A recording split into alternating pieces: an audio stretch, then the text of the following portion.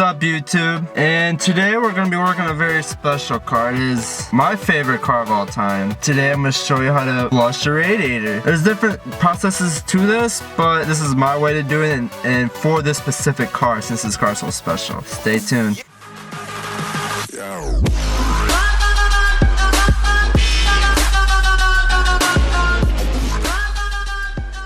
Today, we're working on 2006 STI. If you don't know what car this is, I feel bad for you, son. Well, tools that we'll need: get yourself a bleed funnel from Amazon for 20 bucks. Gallons of water, antifreeze, and a drain pan. Now, step one is to drain the old radiator coolant out. And how you do that is you find what's called a petcock. It's like this little, this is on aftermarket. This is a little bit different, but there's a bolt down there where this wrench is connected to. And you just turn it, righty tight, lefty loosey, and it'll come out. Most of your stock ones are gonna be on the bottom and the back. It'll look like a wing nut or a type of plastic bolts. All right, now I'm gonna undo this. I'm gonna put you guys down. I'm gonna loosen this bolt. Oh, nasty aftermarket drain bolt with that magnet on it. Oh, that nasty crap. Not even green, brown. Black as shit. And then to help with your process, make sure to loosen this guy up.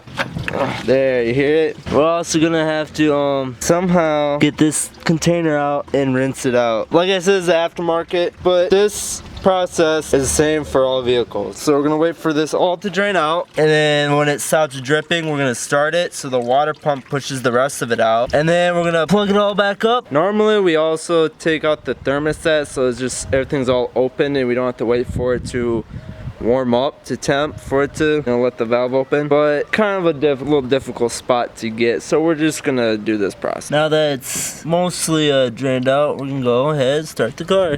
Time to start it. Oh. Now that the coolant's out of the car, we're gonna turn it off. Camera's about to die, but we're gonna put that. Now we got the funnel on, we're gonna go put the drain plug back on and fill the water up. Time to fill it up. Chug a chug a chug. All that clean water. Chunk chunk chunk chunk. More water for the thirsty hoe. Gloop gloop gloop. Man, these hoes so thirsty. They need 2 jugs. Drink, drink, drink, drink, drink, drink, drink, drink, drink, drink, drink, drink, drink. When the thirst is quenched, we go start the car. Power steering pump, don't mind it. Car kind of sat for 2 years, so to come up. You don't really have to let it bleed out. I mean, kind of yes and no, but we're just mainly trying to get all the coolant rinsed out. So this process is gonna take a little bit. Might need to do the drain and fill 2 or 3 times even. I'm not using the super flush because I called Subaru and they said not to use it because of their head gasket. You know, the Subaru kind of has their head gasket issues, which isn't that bad. Whatever, it is what it is. But so we're gonna want to do this a few times. Make sure you don't just dump this coolant in the grass. This is really bad for the environment. So put it in the old containers that are empty that you have, and then recycle it somewhere else.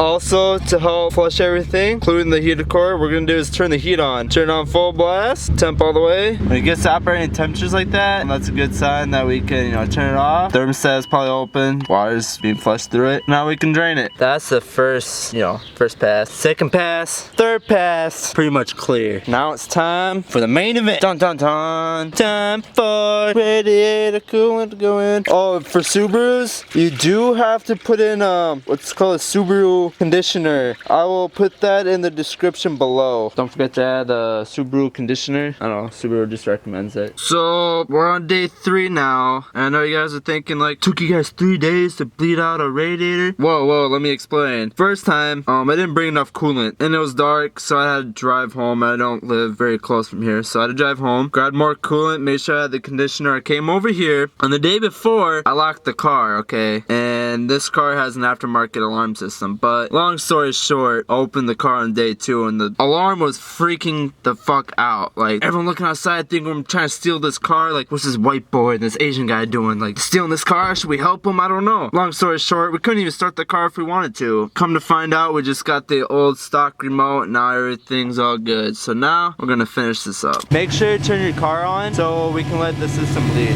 And you know when the system's bled? When the radiator fans kick on. Okay, if you have a Subaru new STI, you're gonna have a second radiator spot to fill. I didn't know this until just a little bit ago. My dad told me, you know, I was looking over here and it was still bubbling. I was like, what the fuck? And he said, you still gotta fill this up. This is for other parts of the car, I guess. I don't understand it. He does, since this is his car, but this is what we gotta do. We gotta fill it up again. Someone got brains over here.